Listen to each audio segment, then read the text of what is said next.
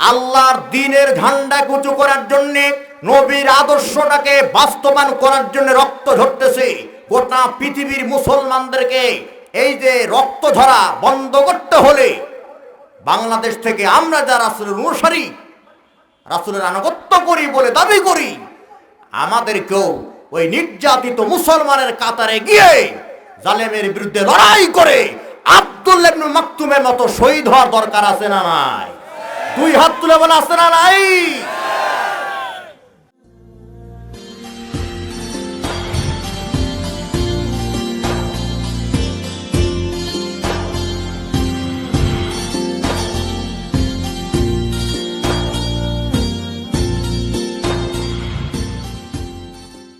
মহান আল্লাহ পাকের দরবারে লাখো কোটি কালিমাত শুকর আদায় করছি, যে মহান রব আমাদেরকে ৫,৫০০ ধর্মগ্রন্থের ভেতরে বাইবেল, নোবেল, Mahabharata, Ramayana, Tripitaka, Old Testament, New Testament, Gita, এই সমস্ত কিতাবের ভেতরে শ্রেষ্ঠ কিতাব মুকাম্মিল নিজামে হায়াত, the complete code of life, পরিপূর্ণ জীবন বিধান, আল্লাহর পক্ষ থেকে সর্বশেষ আসমানি পাইগাম কোরআনের মাহফিলের বক্তা, শ্রোতা এবং উদ্যোক্তা হবার তৌফিক দান করেছেন। আমাদের মতো মর্যাদাপূর্ণ, আল্লাহর দৃষ্টিতে আকাশে নিচে জমিনের ওপরে এই মুহূর্তে আর কেউ নেই।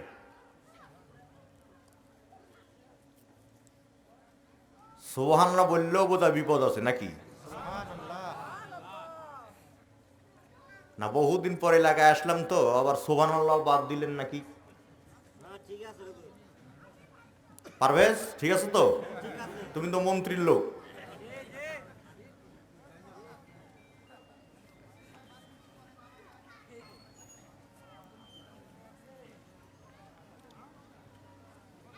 তাহলে দলমত নির্বিশেষে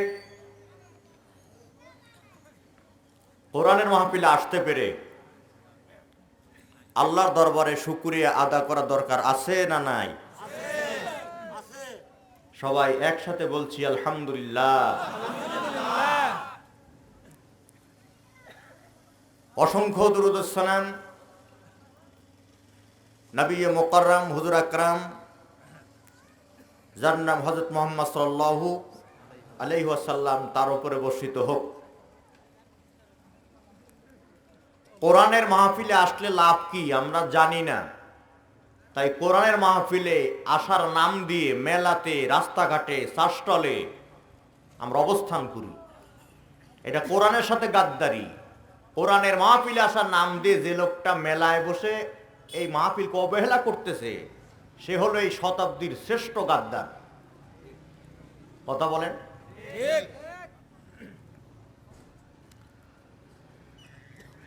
যেহেতু এখন কোরআনের মেলা জমবে,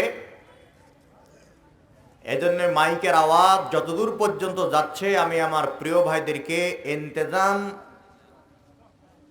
কমিটির পক্ষ থেকে দাওয়াত দিচ্ছি, কোরআন শোনার জন্য মেহেরবানি করে প্যান্ডেলে এসে বসে পড়ুন।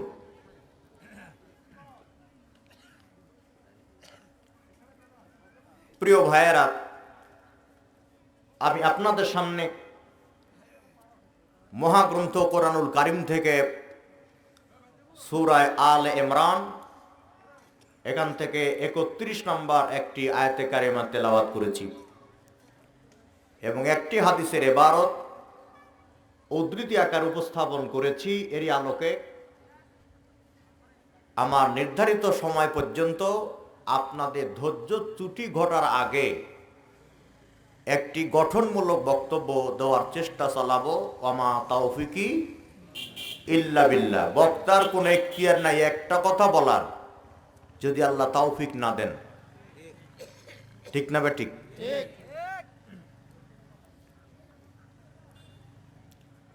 আল্লাহ রাব্বুল আলামিন বলছেন, কুল ইন কুনতুম তুহিব্বুনাল্লাহ, হে নবী বলে দাও, তারা যদি আমি আল্লাহর ভালোবাসা পেতে চায়, আমরা ভালোবাসা পেতে চাই আল্লাহর না শয়তানের? জোরে বলেন। কোরআনের মাহফিলে কোরআন দিয়ে কথা বলবো, নাহমাদুহু ওয়া নাস্তাইনুহু শুরু করার আগেই বর্তমানে মাহফিলের যে করুণ অবস্থা সেটা বলছি। সভাপতি বা পরিচালক কানে ফু দিয়ে দেয়, হুজুর এমন ভাবে ওয়াজ করবেন যাতে আল্লাহ খুশি থাকে, শয়তানও বেজার না হয়।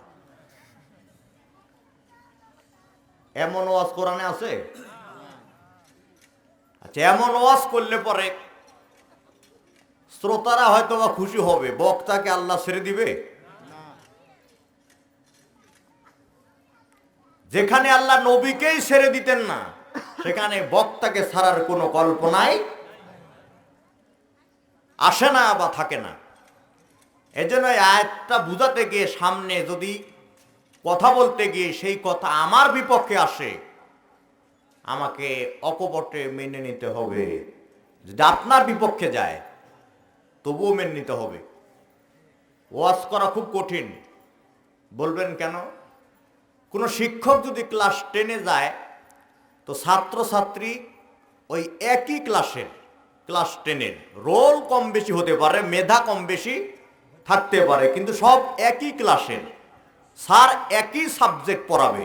কিন্তু কোরআনের মাহফিলে মুফাসসির আসে, কোরআনের মাহফিলে মুহাদ্দিস আসে, কোরআনের মাহফিলে মুফতি আসে, হাফেজ আসে, কোরআনের মাহফিলে কারি আসে, কোরআনের মাহফিলে প্রফেসর আছে, ডাক্তার আছে, মাস্টার আছে, ইঞ্জিনিয়ার আছে, ড্রাইভার আছে, সুপারভাইজার আছে, কন্ট্রাক্টর আছে, বিড়িখোরও আছে।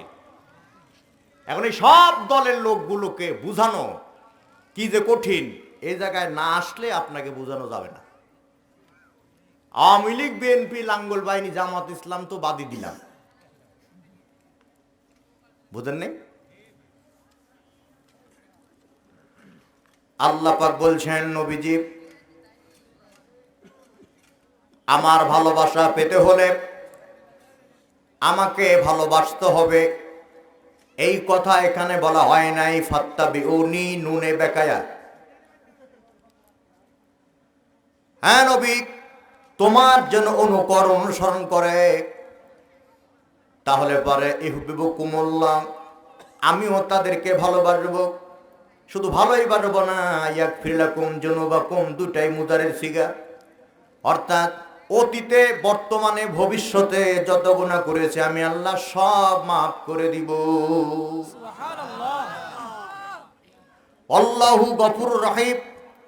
আল্লাহ বলেন আমি হলাম গফুর, ক্ষমাশীল, রহিম মানে দয়ালু।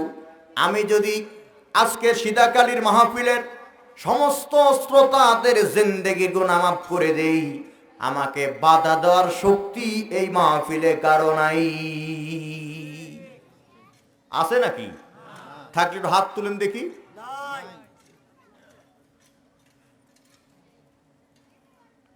অনেকে পিছলা তাফসির করে দেয়। আমি তো খুব ভালো তাফসির করতে পারি, দুঃসাহস পোষণ করব না, তবে অনেককে ওয়াজ করতে দেখেছি, শুনেছি, তারা ওয়াজ করতে গিয়ে বলতেছে, হে রাসূল বলে দাও, তারা যদি আল্লাহর ভালোবাসা পেতে চায় তাহলে রাসূলকে যেন ভালোবাসে। এখানে ভালোবাসার কথা নাই, আনুগত্যের কথা। আনুগত্য আর ভালোবাসা এক জিনিস না।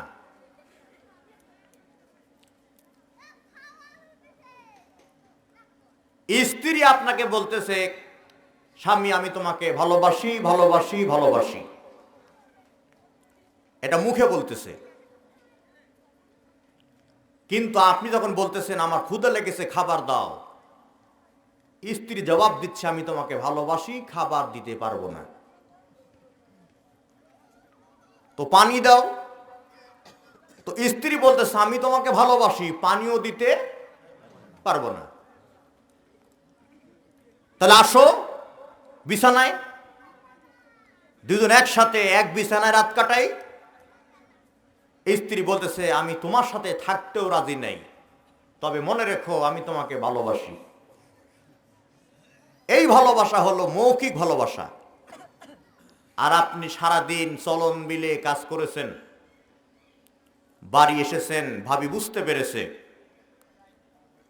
আপনার ক্ষুধা লেগেছে, আমাকে খাবার দাও, বলাই লাগেনি, আপনার জন্য খাবার রেডি। গরমকালে পাখাতে বাতাস করতেছে আর বলতেছে, স্বামী গো আমার জন্য কত কষ্ট করো, 2 মুঠ ভাত ধরে খেও। প্রয়োজনে কাছে আসে, পাশে আসে, কিন্তু একবারও বলে না ভালোবাসি। আপনারা বলেন আসল ভালোবাসা কোনটা, আগেরটা না পরেরটা? কেন? পরে কি একবারও বলেছে ভালোবাসি? পরে যেটা করেছে এটা হলো আনুগত্য, আর আগে যেটা বলা হয়েছে এটা মৌখিক ভালোবাসা, লৌকিক ভালোবাসা, মানুষকে দেখানো ভালোবাসা। ঠিক কিনা? আমরা বললাম আল্লাহ নবীর আনুগত্য করব কিসের ব্যাপারে? নবীর আনুগত্য করব কোন পদ্ধতিতে, নবীর আনুগত্য করব কোন তরিকাতে, কি বিষয়ে নবীর তরিকার আনুগত্য করব? আল্লাহ পাক সূরা হাসরের 7 নম্বর আয়াতে জবাব দিলেন, মা আতাকুমুর রাসূলু ফাখুযুহু ওয়া মা নাহাকুম আনহু ফান্তাহু। নবী যা নিয়ে এসেছে পুরোটার আনুগত্য করা লাগবে। নবী যেটা ছেড়ে দিয়েছে বা যেটা বর্জন করেছে সেটা পুরোটাই ছেড়ে দিতে হবে, বর্জন করতে হবে। কিন্তু আজকে গোটা পৃথিবীতে রাসূল যেটা করেছেন সেটা ছেড়ে দিয়েছি, রাসূল যেটা বর্জন করেছেন সেটা গ্রহণ করেছি, যার জন্য গোটা পৃথিবীতে মুসলমানেরা আজকে জালিম, নাস্তিক, স্বৈরাচার, খোদাদ্রোহী, মুরতাদ কর্তৃক নির্যাতিত, নিপীড়িত, শোষিত, বঞ্চিত, অবহেলিত, পদদলিত, পদবঞ্চিত। কথা বলেন ঠিক না ব্যাঠিক?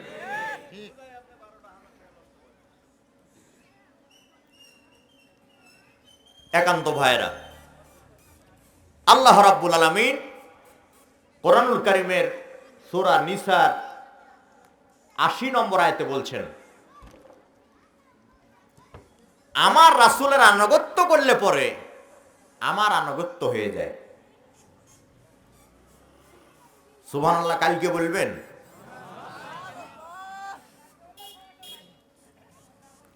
আসলে কোরআনের মাহফিলের গুরুত্ব বুঝতে পারি নাই। জারির ইবনে আব্দুল্লাহ থেকে বর্ণিত, তিনি বলেন রাসূল করিম সাল্লাল্লাহু আলাইহি ওয়াসাল্লাম কোরআনের দার্স দিচ্ছিলেন, আমি ওই পথ দিয়ে যাচ্ছিলাম, রাসূলের এই কোরআনের দার্স শোনার জন্য আমি দাঁড়িয়ে গেলাম। রাসূল সাল্লাল্লাহু আলাইহি ওয়াসাল্লাম আমাকে তার গায়ের চাদর দিলেন, ওইটা বিছিয়ে যেন আমি বসে পড়ি। আমি আবেগে আপ্লুত হয়ে চোখের পানি ছেড়ে দিলাম আর বললাম, ইয়া রাসূলুল্লাহ, আপনার চাদরে বসবো এত বড় সাহস আমার হয় নাই। নবীজি জবাব দিলেন, কোরআনের চাইতে আমার চাদরের মূল্য বেশি না। তাও সুবহানাল্লাহ বলবেন না? একবার সুবহানাল্লাহ বললে আল্লাহ জান্নাতে একটা গাছ রোপণ করে, 2 বার বললে 2টা গাছ, 3 বার বললে 3টা গাছ, যতবার বলবেন ততটা গাছ আল্লাহ রোপণ করেন। সাহাবাই কেরাম বলেন, হুজুর সেই গাছের পরিধি কি, কতটুকু? নবীজি বললেন, একটা তেজি ঘোড়া যদি 500 বছর দৌড়ায় তাহলে একবার সুবহানাল্লাহ বললে পারে ওই লোকটির নামে যে গাছ আল্লাহ জান্নাতে রোপণ করে, ওই গাছের একটা ডালের ছায়া অতিক্রম করতে পারবে না।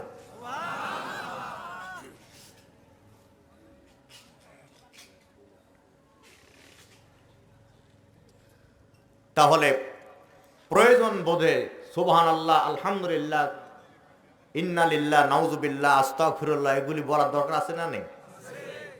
আসলে কোরআনের শিক্ষা না থাকার কারণে কোথায় কি বলতে হয় সেটাও তো ভুলে গেছি।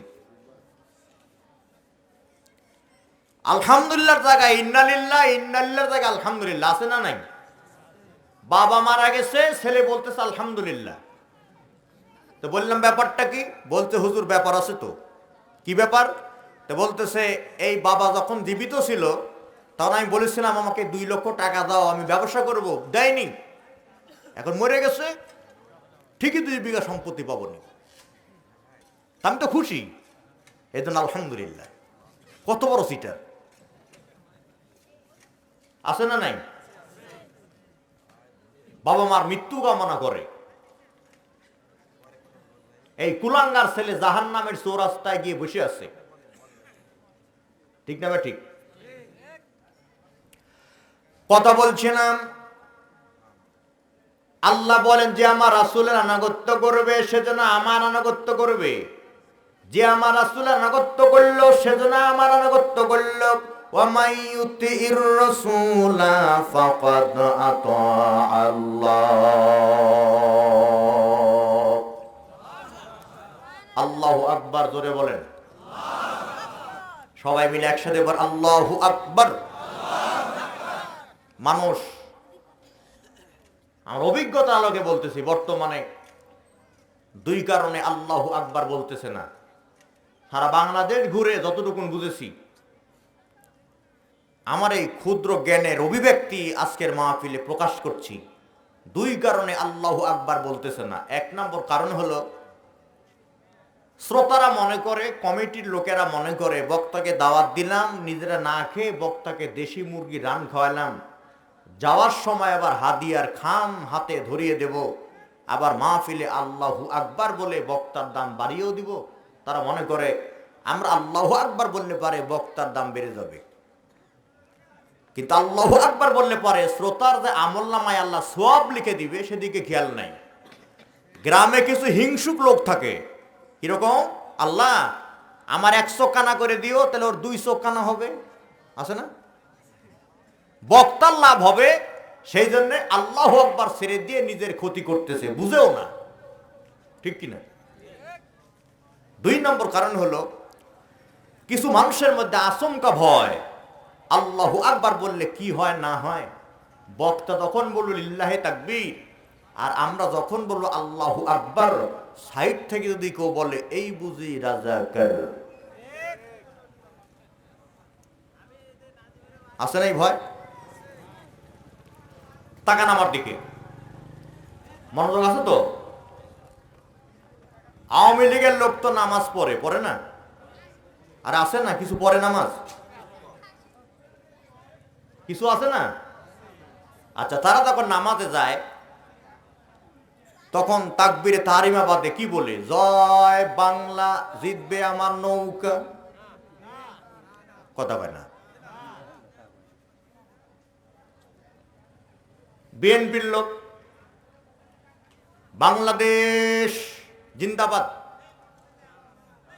বলে কি? লাঙ্গল বাহিনী 68,000 গ্রাম বাঁচলে বাংলাদেশ বাঁচবে বলে। জামাত ইসলামের কথা বলা তো নাজায়েজ নাকি? তারপরেও তারা যখন নামাজে যায় তখন কেই বলে আল্লাহর আইন চাই, সৎ লোকের শাসন চাই। নেতা নয়, নীতির পরিবর্তন চাই। পীর সাহেব চর্ম নাই বলে কি? বলে না। তাহলে সব দলের লোক কি বলে? আল্লাহু আকবার। তাহলে সব দলের লোক যদি আল্লাহু আকবার মসজিদে নামাজ পড়তে গিয়ে বলতে পারে, তাহলে সব দলের লোক কোরআনের মাহফিলে বসে আল্লাহু আকবার আওয়াজ দিতে পারবে না কেন? কথা বলেন। এখন কথা হলো, কোরআন যদি বলে যে আল্লাহু আকবার এই আওয়াজ হবে ধীরে, তাহলে আমরা দিব জোরে, তাই তো? এই বুঝলি না তখন? আল্লাহ যদি কোরআনে বলে আল্লাহু আকবার এই আওয়াজ হবে ধীরে, আমরা দিব জোরে? আল্লাহ যদি বলে আল্লাহু আকবার এই আওয়াজ চলবে না, আমরা দিব না। আর আল্লাহ যদি বলে আমার আল্লাহু আকবার এই ধ্বনি বা এই আওয়াজ হবে জোরে, তাহলে আমরা দিব কি করে? জোরে, তাই তো? তাহলে এখন কি লাগবে? দলিল। দলিল লাগবে না? কোরআন শরীফ সূরা আত-তাওবা আয়াত নাম্বার 40। কত কত নম্বর? 40। যেভাবে বলতেছেন আপনারা ক্লান্ত হয়ে গেছেন, এখন লাগবে বালিশ। সূরা তাওবা আয়াত নাম্বার কত? وَجَعَلَ كَلِمَةَ الَّذِينَ كَفَرُوا السُّفْلَى وَكَلِمَةُ اللَّهِ هِيَ الْعُلْيَا।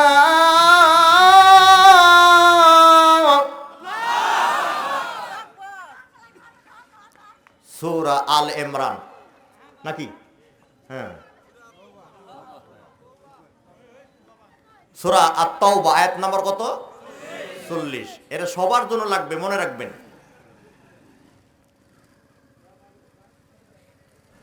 হাজার হাজার ইঁদুর যদি রাস্তা দিয়ে যায় আর যদি স্লোগান দেয় জালো রে জালো আগুন জ্বালো, মাঝখানে 5টা বিড়াল যদি ম্যাও আওয়াজ দেয়, তাহলে 5টা বিড়ালের ম্যাও আওয়াজে লক্ষ লক্ষ হাজার হাজার বিড়াল, হাজার হাজার ইঁদুর যেমন পালাবার জায়গা পাবে না, হাজার হাজার নাস্তিক যখন কোরআন বিরোধী স্লোগান মারে, মাত্র 10 জন ইমানদার সামনে দাঁড়ায়া আল্লাহু আকবার আওয়াজ দিলে নাস্তিক পালাবার জায়গা পাবে না। দুই হাত তুলে বলেন ঠিক না বেঠে?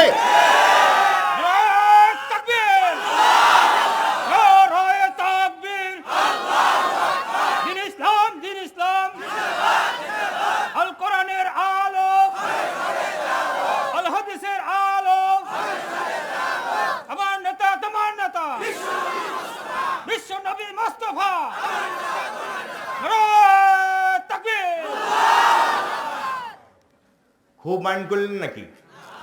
আমি কি কোরআনের বাইরে কথা বলেছি? দলিল দিয়ে দিয়েছি। কেউ যদি আপনাকে প্রশ্ন করে, আপনি এই দলিল দিয়ে দিবেন, সূরা আত-তাওবার 40 নম্বর আয়াত দেখবেন। ঠিক আছে না? এইবার আল্লাহ রাব্বুল আলামিন সূরা আন-নিসার অপর আয়াতে বললেন, যে বা যারা আমার নবীর পাশাপাশি আমার আনুগত্য করবে, তাদের বন্ধু হবে 4 শ্রেণীর লোক। কয় শ্রেণীর লোক?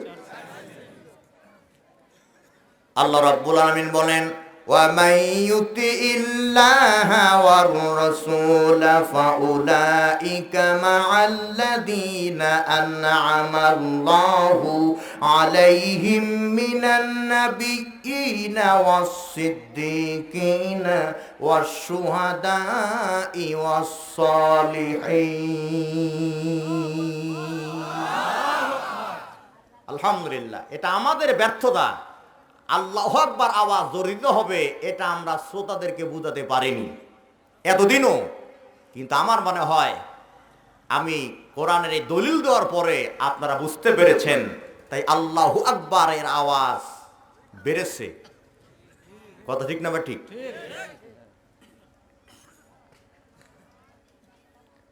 আল্লাহ বলেন, যারা আমার আনুগত্য করবে, যারা আমার রাসূলের আনুগত্য করবে, তাদের বন্ধু হবে 4 শ্রেণীর লোক। তার মধ্যে প্রথম নাম্বার হলো নবীগণ।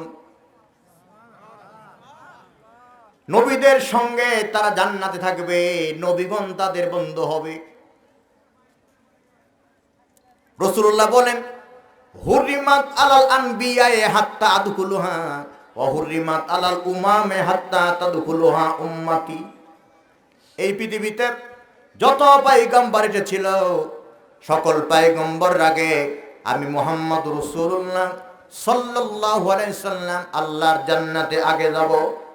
আর এই পৃথিবীতে প্রত্যেক পয়গম্বর অধীনস্থে যত উম্মত আছে, সকল নবীর উম্মতের আগে আমার উম্মত আল্লাহর জান্নাতে আগে যাবে।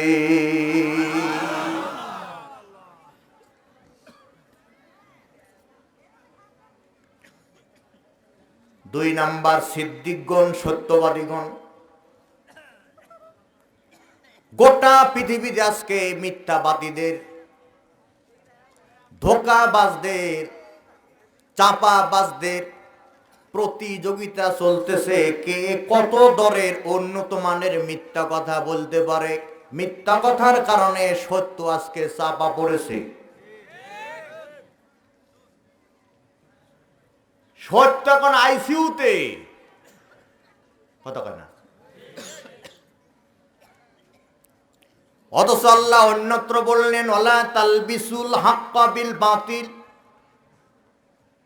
জেনে শুনে তোমরা সত্যকে মিথ্যার সাথে, হককে বাতিলের সাথে মিশ্রণ করো না। কিন্তু আমাদের মিথ্যা কথা না বললে এখন আর দিনই যায় না।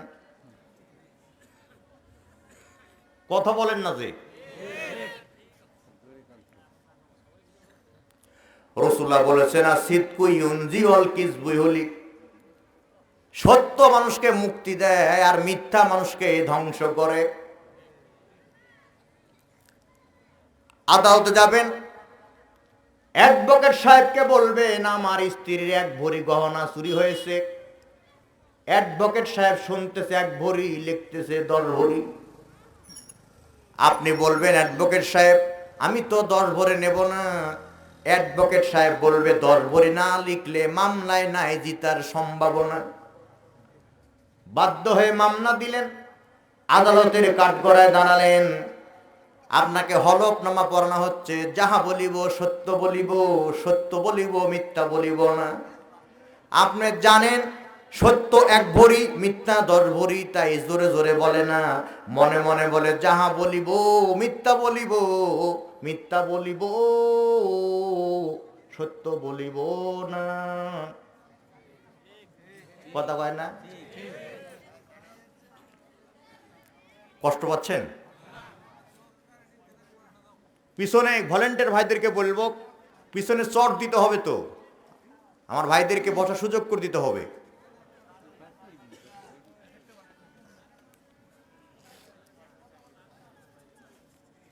আর এই গেটটা ক্লিয়ার রাখতে হবে।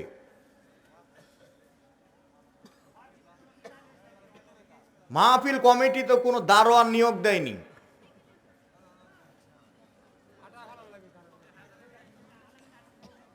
তাহলে মানে বিনা বেতনে অযথা দারোয়ানের চাকরি করবেন কেন? ঠিক আছে না? আপনার জন্য বসার ভিআইপি জায়গা আছে। আল্লাহ আসার তৌফিক দান করুন, বলেন আমিন।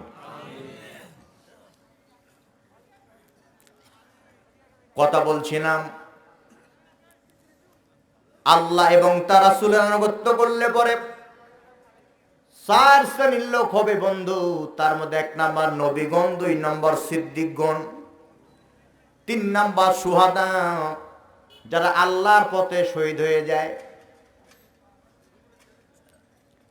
শহীদের বহু বচন শুহাদা। আমার বন্ধুগণ, নেতৃত্বে গাজওয়ায়ে কাদিসিয়া ডাক দেওয়া হলো। আব্দুল্লাহ ইবনে উম্মে মাকতুম অন্ধ সাহাবী আন্দাজ অনুমানের ভিত্তিতে ওমরের সামনে হাজির হলেন।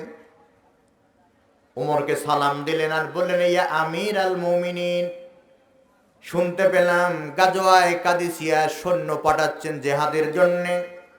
আমার মন চায় আমি জেহাদের ময়দানে যাব, শহীদ হব।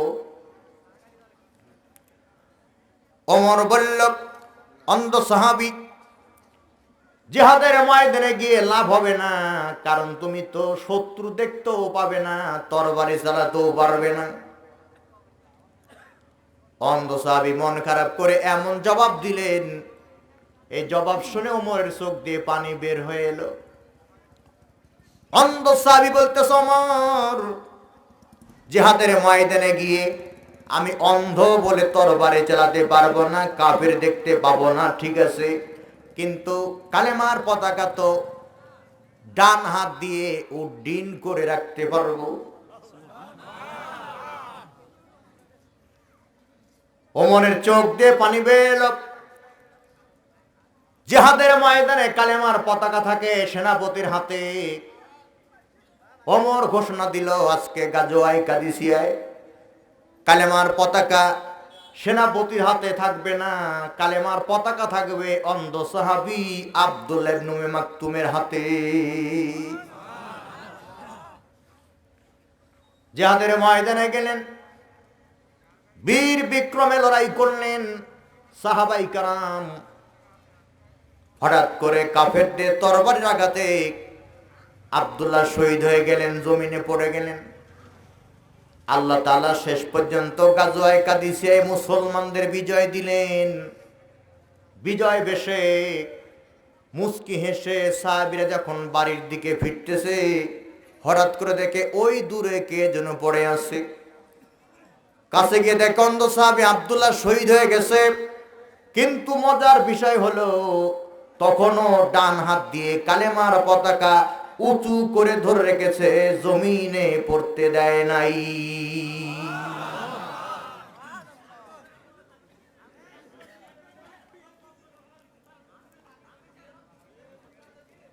এদিকে মহিলা প্যান্ডেল না তাবারুক?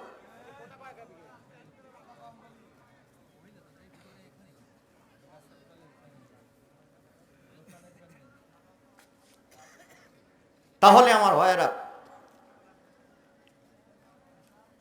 আল্লাহ দিনের জন্য একজন অন্ধ সাহাবী যদি শহীদ হতে পারে, তাহলে আজকে তামাম পৃথিবীতে ইমানদারের ওপর যে দমন পীড়ন চলতেছে, এখান থেকে উত্তরণের জন্য প্রয়োজন আমাদেরকে প্রস্তুত থাকতে হবে বাতিলের মোকাবেলা করে আল্লাহর দ্বীনের ঝান্ডাকে উঁচু করার জন্য।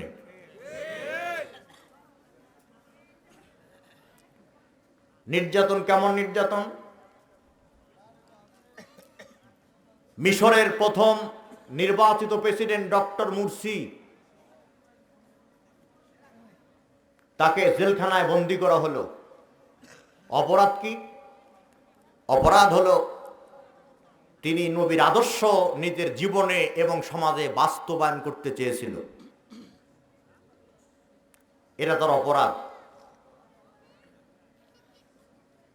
ডক্টর মুরসি কারা কর্তৃপক্ষকে বলল, আমাকে একটা কোরআন দাও, আমি কোরআনের লেখাগুলি, অক্ষরগুলি, পাতাগুলি একবার দেখতে চাই। কারা কর্তৃপক্ষ ডক্টর মুরসিকে আল্লাহর কালাম কোরআন দেয় নাই। ডক্টর মুরসি জবাব দিয়েছিল, কাগজে লেখা কোরআন আমাকে দেখতে না দিলে কি হবে? তোমাদের জানা থাকা উচিত গোটা 30 পারা কোরআন আমার সিনার ভেতরে।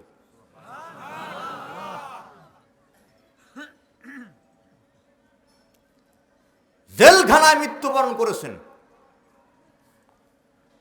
বাতিলের কাছে আপোষ করেনি। Doctor Aafia Siddiqa, PhD holder, neuroscientist, হাফেজে কোরআন,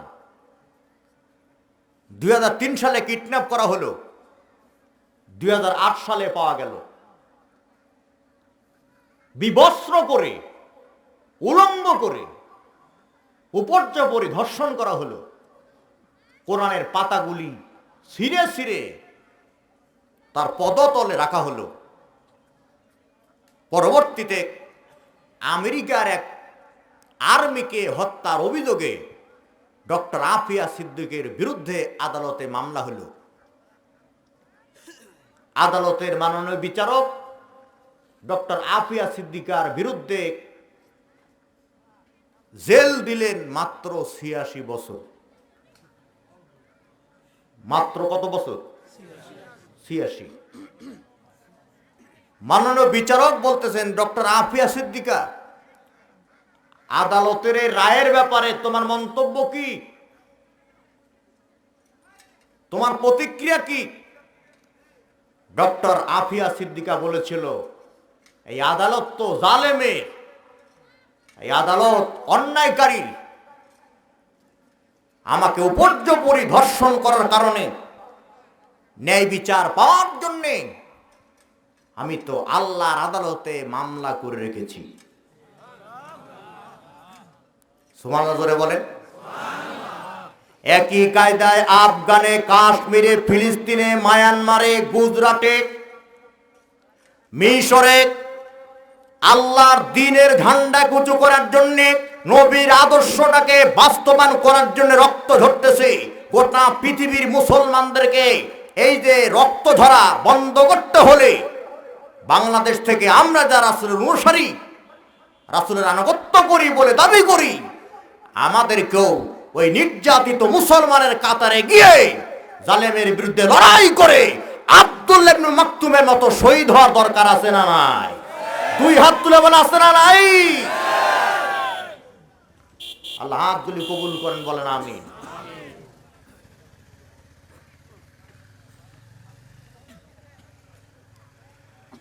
আর একটি কথা বলে সামনে যাই। ওই গাজওয়ায়ে কাদিসিয়া জিহাদের ডাক দিলেন ওমর। জনম দুঃখিনী মা তার তিনটা ছেলেকে ডাক দিলেন, আমার কলিজার টুকরা তিনটা ছেলে শোনো। ওমর গাজওয়ায়ে কাদিসিয়া যাওয়ার জন্যে নির্দেশ দিয়েছে, আর আমি মা তোমাদেরকে অনুরোধ করব না, আমিও নির্দেশ দিলাম তোমরা তিনজন গাজওয়ায়ে কাদিসিয়ায় চলে যাও। তিনজন সন্তান গাজওয়ায়ে কাদিসিয়ায় চলে গেল। আল্লাহ তাআলা বিজয় দান করল।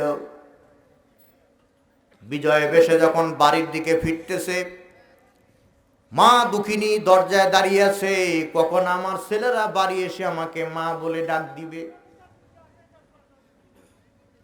মনটা নরম করে দেন, খালি গরম কথা বললে হবে না। ছোট্ট একটা অক্ষর মা, আল্লাহ যেন দুনিয়ার মধু তার মধ্যে ঢেলে দিয়েছে। মানামটি অতি মধুর, জেনে রেখো ভাই, মায়ের সে আপন জনা ত্রিভুবনে নাই। ওই মাকে কষ্ট দিয়া তোমার ইসলামী আন্দোলনের 4 পয়সা দাম নাই। ঠিক না বে ঠিক? মা যে কত জান্নাতি নিয়ামত, এটা সেই বুঝবে যার জনম দুঃখিনী মা দুনিয়া ছেড়ে চলে গেছে।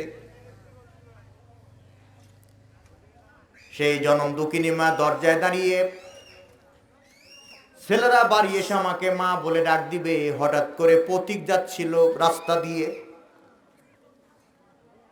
ডাক দিয়ে বলে, মা তুমি বোধহয় তোমার সন্তানের জন্য দাঁড়িয়ে আছো। বলে হ্যাঁ। বলে মা আমি তোমার ছোট ছেলে মেজো ছেলের খবর জানি না, তবে তোমার বড় ছেলের খবর জানি। তোমার বড় ছেলে আল্লাহর জমিনে আল্লাহর দ্বীন কায়েমের জন্য, তোমার বড় ছেলে আল্লাহর জমিনে রাসূলের আদর্শ বাস্তবায়ন করার জন্য কাফেরের হাতে শহীদ হয়ে গেছে। মা দুঃখিনী মনে কিছু নিলেন না, করলেন না।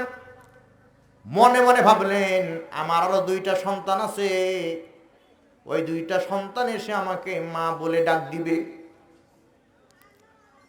পথিক যাচ্ছিল রাস্তা দিয়া, ডাক দিয়ে বলে, মা তুমি বোধহয় তোমার সন্তানের জন্য দাঁড়িয়ে আছো। বলে হ্যাঁ।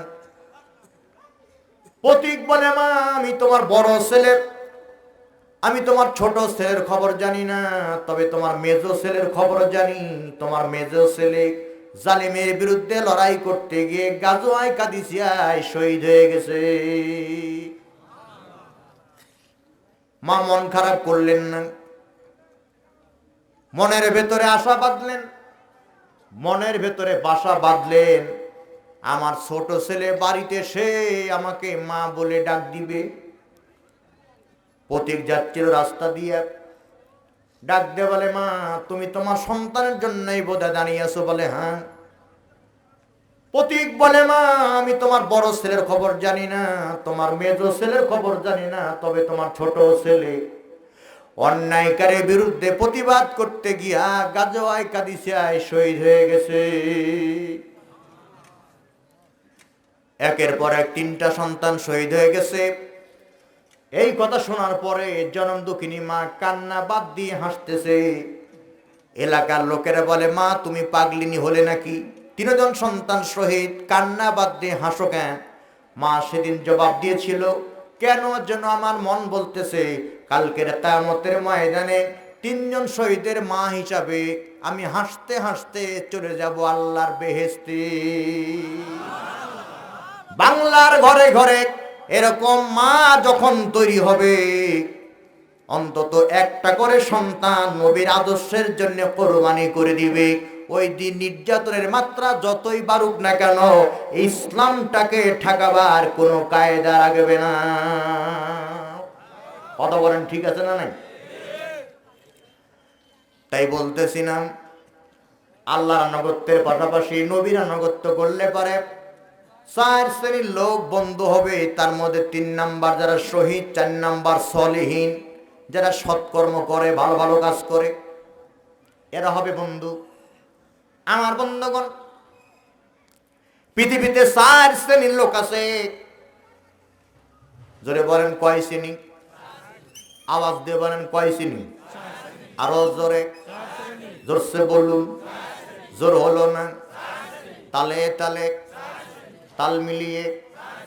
কতদিন তাল মিলাতে পারেননি মনে আছে? আগামীতে কতদিন পারবেন না তাও আমাদের জানা নাই। জানে কে?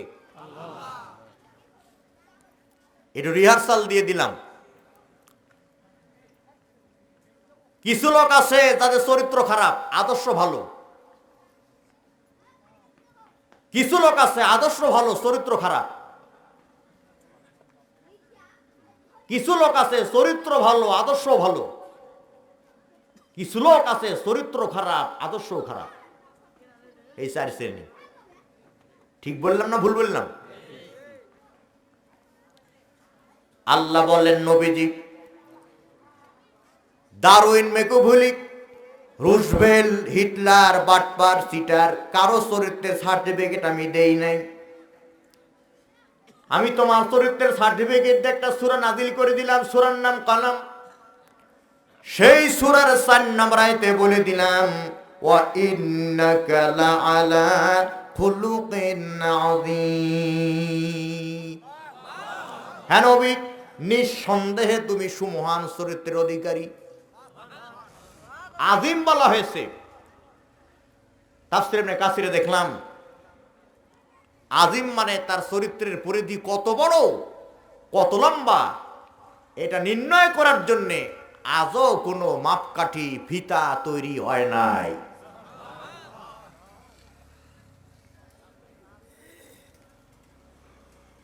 পৃথিবীর মানুষ এই কথা বলতে পারে, নবীজির চরিত্র ভালো, আদর্শ খারাপ, তাই নবীকে মানি নাই। আদর্শ যদি ভালো হতো তাহলে নবীকে মানতাম। আল্লাহ এই কথা বলার সুযোগ রাখেন নাই। সূরা আহজাবের 21 নম্বর আয়াতে জবাব দিলেন, লাকাদ কানা লাকুম ফি রাসূলিল্লাহি উসওয়াতুন হাসানাহ। হ্যাঁ নবী, এই পৃথিবীতে বর্তমানে 700 কোটি লোক আছে। এই 700 কোটি লোকের ভেতরে এবং অতীতে যত লোক চলে গেছে, বর্তমানে যত লোক আসবে, আর যত লোক